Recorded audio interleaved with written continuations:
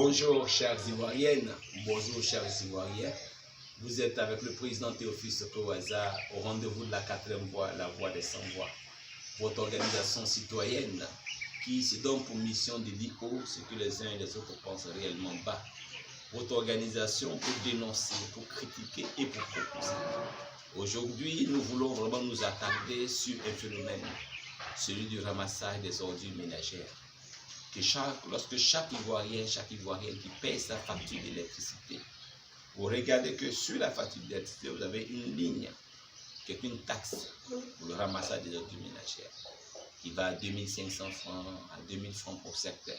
Et donc chaque Ivoirien et chaque Ivoirienne, au niveau du district d'Abidjan, paye la taxe. Mais qu'est-ce que nous constatons? Les ordures ménagères ne sont pas ramassées.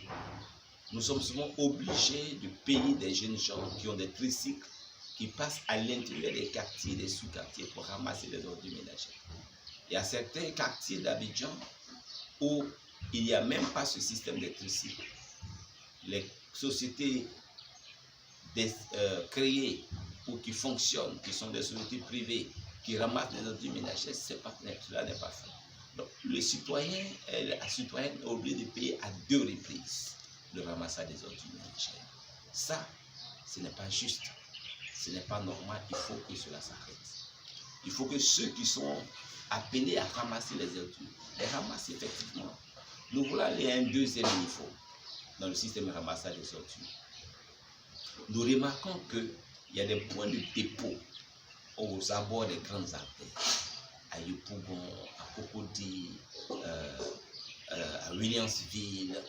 Vous voyez, aux abords des grandes voies, il y a des lieux de pré-stockage des ordures ménagères. Quand vous partez là, ça pue la mauvaise odeur. Les Ivoiriens, les Abidjanais ramassent des microbes sans le savoir. Et ça ne fait ni chaud ni froid à qui que ce soit. Nous dénonçons cela. Nous sommes en train de tuer le système de ramassage des ordures ménagères avec la pré-collecte dans des endroits aux abords des grandes artères, tuer à petit feu les populations. Et finalement, nos hôpitaux seront remplis des personnes qui ont des pathologies. On ne sait pas d'où elles viennent, alors que c'est nous-mêmes, dans le système de ramassage des ordures ménagères, c'est nous qui créons ces pathologies. Ce n'est pas encore normal. Nous partons à un 3e niveau au niveau du système de ramassage des ordures. C'est la décharge d'Akiedo. À l'époque où le président Houphouët-Boigny avait mis la décharge à Akiedo, Akiedo était vraiment éloigné de la ville d'Abidjan. C'est vrai, c'est à l'intérieur de la ville d'Abidjan, mais c'était à une certaine distance.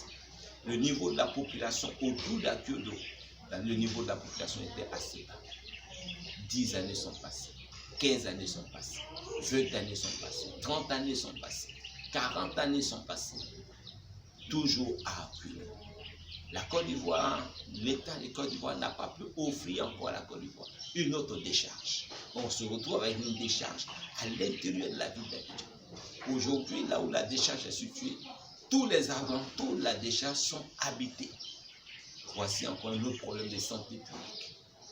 Pourquoi l'État ne se pencherait pas à créer une autre décharge sur l'autoroute, par exemple, en quittant la ville d'Abidjan?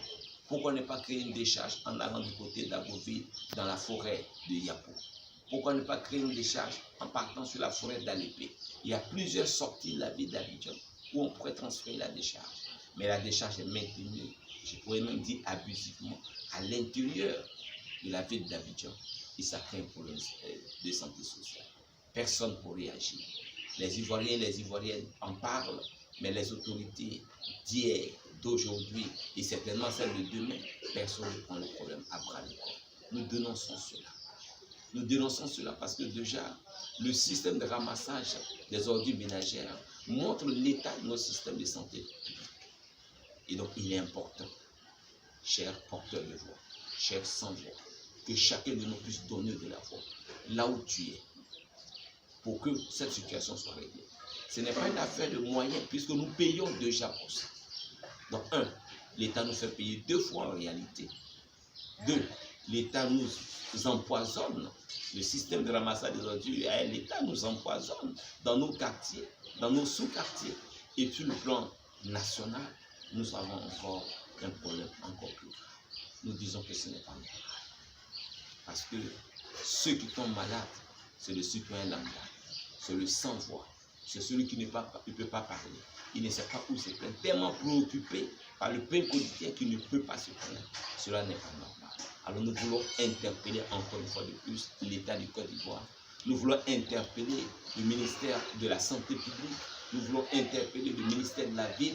Nous voulons interpeller tous les maires, les conseils municipaux au niveau du district d'Abidjan. Nous voulons interpeller le gouverneur du district d'Abidjan pour dire qu'il est important d'arrêter de faire mourir à petit feu les Ivoiriens et les Ivoiriennes. Si tu es d'accord avec nous, il faut liker cette vidéo. Tu es d'accord avec nous, il faut la partager massivement. Tu es d'accord avec nous, partage-la dans tous les groupes. Et nous sommes à votre disposition pour dénoncer notre problème. Je vous invite à aimer notre page, la majorité silencieuse, à nous contacter par notre mail silencedupeuple@gmail.com. Merci. C'était le président Théophile Sokowaza, votre serviteur, le président de la 4e voie, la voie des sans-voix. Dieu bénisse la Côte d'Ivoire, que Dieu bénisse chaque Ivoirienne, que Dieu bénisse chaque Ivoirien. Je vous remercie.